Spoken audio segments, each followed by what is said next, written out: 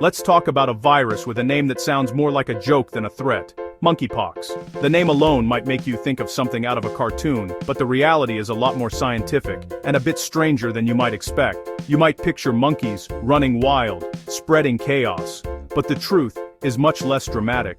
The story behind the name is rooted in laboratory science, not jungle mischief. The name comes from a 1958 lab incident when crab-eating macaques developed a pox-like illness while being studied for unrelated research. Scientists were surprised to see these monkeys break out in strange lesions. Scientists, in a burst of creativity, or maybe just convenience, called it monkeypox. It was basically the virology version of naming your dog Dog. The name stuck even though it didn't tell the whole story. Monkeys weren't the culprits, just the first known victims. They were simply in the wrong place at the wrong time, caught up in a scientific discovery. The real spreaders in the wild, rodents like Gambian pouched rats and squirrels, are the true reservoirs of the virus. These small mammals carry the virus naturally and can pass it to other animals and sometimes to humans. The name caused confusion and stigma, especially for monkeys and people living near them. So in 2022, the World Health Organization stepped in and rebranded it as Mpox. It's a sleeker, less misleading name. Think of it as a virus rebranding for the modern era. The new name helps focus attention on the science, not the species. So, while monkeypox might stick in our minds, remember, it's Mpox now, and monkeys are officially off the hook. The change is more than cosmetic. It's about accuracy and reducing stigma. The virus has a new name, but the story is just getting started. There's much more to learn about how it spreads and how we can stop it. Let's see how it made the leap from lab curiosity to global concern, and why understanding its origins matters for public health today. Our story begins in 1958, inside a quiet but bustling laboratory in Copenhagen, Denmark. The world was in the midst of a scientific revolution, and this lab was at the forefront of medical research. Here, scientists were working with monkeys that had been imported from far-off lands, brought in specifically for crucial polio research. These animals were essential to understanding and fighting one of the most feared diseases of the time.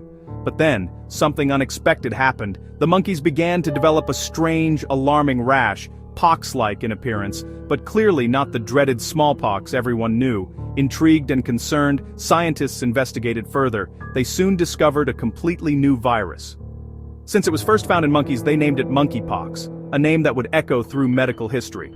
For many years, monkeypox remained just a laboratory curiosity, a scientific oddity that didn't seem to pose any real threat to humans. At the time, the world's attention was fixed on eradicating smallpox, a much deadlier foe. Monkeypox faded into the background, overshadowed by the global fight against its more infamous cousin. But everything changed in 1970.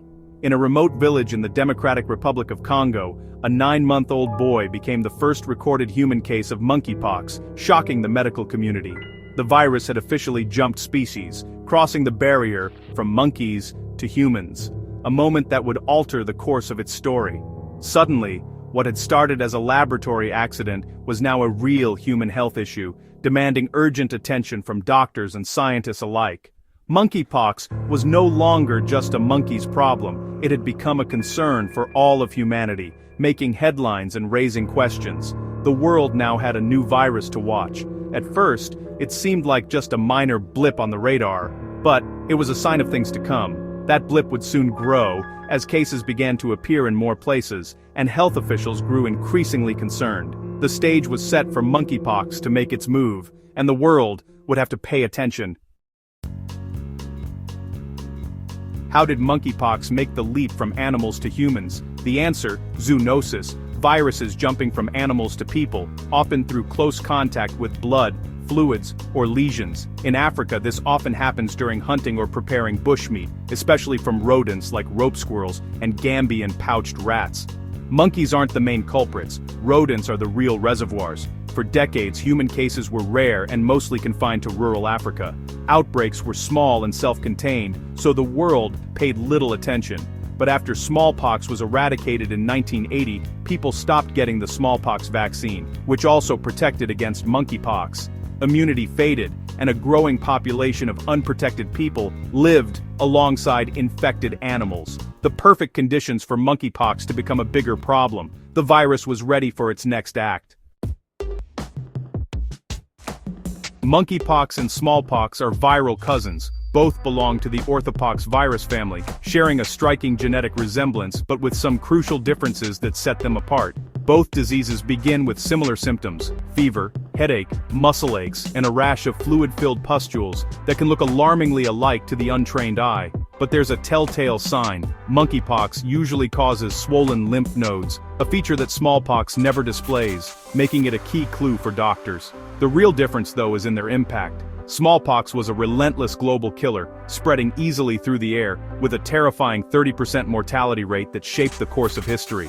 Monkeypox, by contrast, is much milder. Its mortality rate ranges from 1% to 10%, and it spreads mostly through close, prolonged contact, making outbreaks easier to contain. That's why smallpox triggered a massive, worldwide eradication campaign, uniting nations in a fight to wipe it out, while monkeypox was long considered a manageable nuisance, mostly confined to certain regions. Today, smallpox is gone, erased from nature by science and global cooperation. But monkeypox lingers, occasionally flaring up, annoying but not apocalyptic. The difference is dramatic, like comparing a raging house fire to a burnt piece of toast. Both are problems, but only one is truly catastrophic. Both diseases are dangerous, but only smallpox changed the course of human history, leaving scars on generations and shaping public health forever. Still, monkeypox's family ties to smallpox mean it's always on the public health radar, watched closely by scientists and officials worldwide. And as immunity to smallpox faded over the decades, monkeypox's moment in the spotlight was quietly approaching, waiting for its chance to emerge. The world, perhaps feeling safe, was about to get a wake-up call. A reminder that even distant viral relatives can make a dramatic return.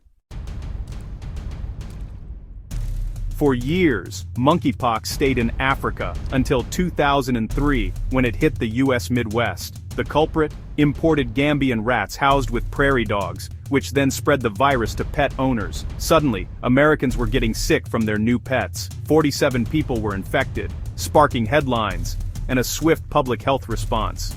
The outbreak was contained, no deaths, and the virus didn't spread to local wildlife.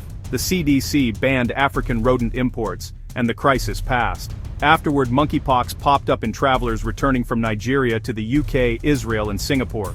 Each time, quick isolation and contact tracing stopped the spread. These incidents reinforced the idea that monkeypox was containable, if you acted fast. But these small outbreaks were just a warning. The virus was learning to travel, and the world wasn't ready for what came next.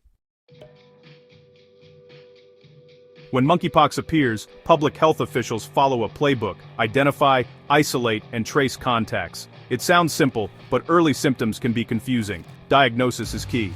Once confirmed, contact tracers hunt down everyone exposed, monitoring and sometimes vaccinating them. Ring vaccination, immunizing contacts and their contacts, helped stop smallpox and works for monkeypox too. During the 2003 US outbreak, this strategy worked. Vaccines were available, and the outbreak was shut down.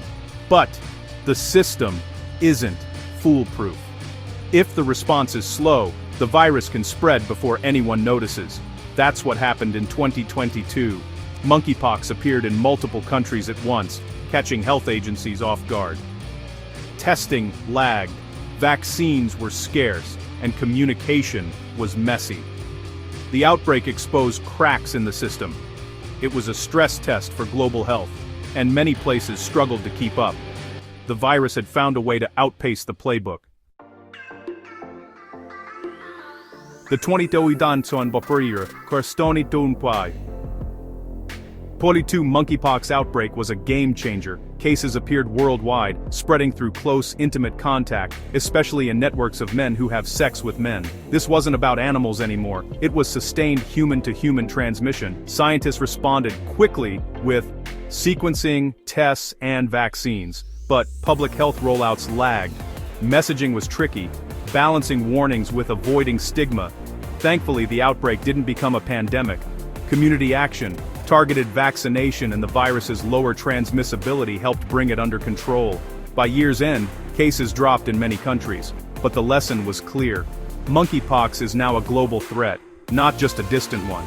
We need better surveillance, equitable vaccine access, and stronger public health systems. In our connected world, a virus can travel anywhere. Hoping it stays over there isn't enough.